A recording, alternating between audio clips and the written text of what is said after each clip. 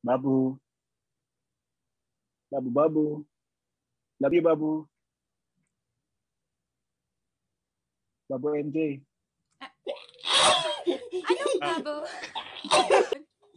Ano man? Love you na. Love you na.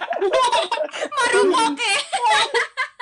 At eto na mga kamarkada, Benetson Bears, at syempre rin mga ka-HIH fans natin. Hindi kompleto ang ating week kung wala tayong HIH ganap. Especially, hatid namin sa inyo ang Mr. MVP, the team captain of South Bay Shark. We got here Jerimiah Lisbo, aka Randall Echavez. Hello, good morning!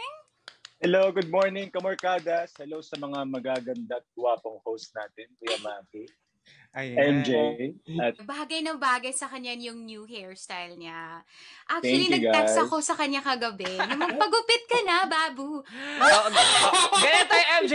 Mga kamarkada, ipalinya niyo po si MJ. Mahaba-haba pa po ang priority lane. Pero may sasabihin si Maya, na-receive mo yung text ko. Talaga si MJ talaga naka-influence sa magpapagupit na daw ako kasi pati yun ng moving on process eh. Diba? Jeremiah, what's one word that best describes Randall and bakit yun? Persistent. Persistent. Kasi Bakit mo naman malalaman nasabing nyo, persistent? kung mapapanood nyo yung buong episode, naiintindihan nyo kung bakit persistent sa mga challenges, pain na pinagdadaanan niya, tinutuloy niya pa rin yung gusto niyang mangyari. Pinupursue niya pa rin yung gusto niyang mangyari. Yeah, kasi actually nakita namin on the 7th ba yun or episode na yun pala yung reason kung bakit hindi ka nagre-reply kang Max Payne. Nagsasuffer ka pala dun sa America.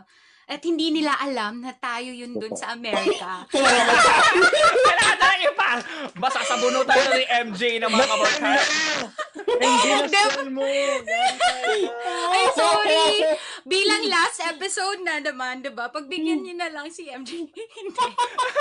Pero yun nga, na-prove talaga ni Randall yung persistency of a man. Diba?